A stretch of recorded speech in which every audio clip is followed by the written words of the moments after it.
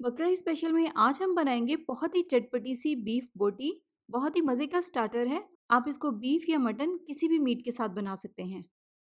अस्सलाम वालेकुम, मैं हूँ Sadia Uzair. Welcome back to Sadia Uzair's kitchen. Recipe पसंद आए तो वीडियो को लाइक शेयर और चैनल को सब्सक्राइब भी ज़रूर कर लीजिएगा।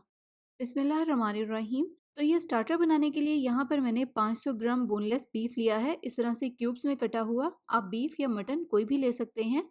अब सबसे पहले हमें इसको पकाना है, इसलिए हम इसको डाल देंगे एक प्रेशर कुकर में।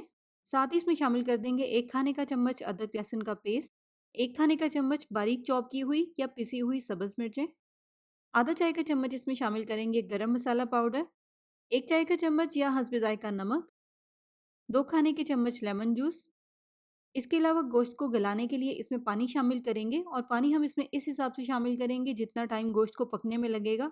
यहाँ पर गोश्त को पकने में कम से कम 25 से 30 मिनट लगेंगे, इसीलिए मैंने इसमें 2.5 कप पानी के शामिल किए हैं। अगर गोश्त को पकने में कम टाइम लगे तो आप इससे कम पानी भी शामिल कर सकते हैं।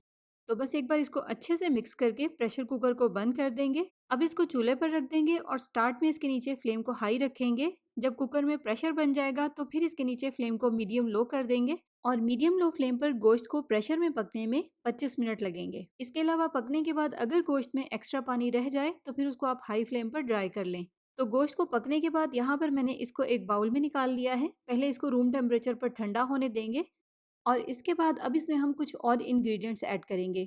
सबसे पहले इसमें शामिल करेंगे 2 चाय के चम्मच या हस्बे जायका कुटी हुई लाल मिर्च, 1 चाय का चम्मच भुना और कुटा हुआ धनिया, आधा चाय का चम्मच इसमें शामिल करेंगे खुश्क मेथी और इसके अलावा इसमें जाएगा थोड़ा-सा ऑरेंज फूड कलर, जो कि ऑप्शनल है। अगर आप चाहें तो आप इसको स्किप भी कर सकते हैं।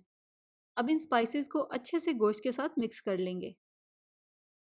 अब नेक्स्ट इसमें शामिल करेंगे 1.5 टेबलस्पून कॉर्नफ्लोर और 1.5 टेबलस्पून मैदा। इसको भी अच्छे से मिक्स कर लेंगे। इसके अलावा इसमें शामिल करेंगे 1/4 टीस्पून सफ़ेद तिल और 1/4 टीस्पून कलौंजी।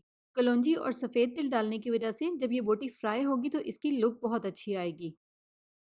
तो देखिए यहाँ पर मैंने गोश्त में तमाम चीज़ें बहुत अच्छे से मिक्स कर ली हैं।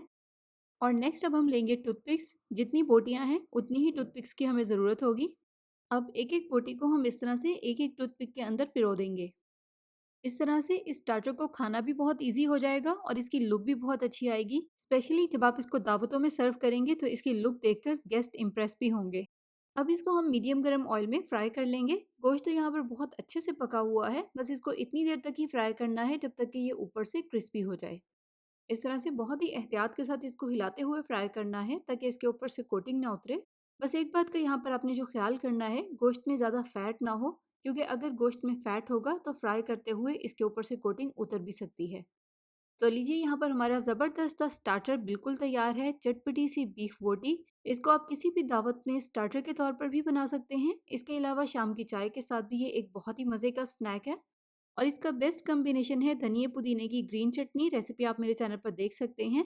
तो ट्राई कीजिए और इन्जॉय कीजिए ये ज़बरदस्त सी रेसिपी। जाते जाते वीडियो को लाइक शेयर, चैनल को सब्सक्राइब भी ज़रूर कर लीजिएगा। अपना बहुत सा ख्याल रखिएगा, दुआओं में याद रखिएगा। Thank you for watching. अल्लाह हाफिज़।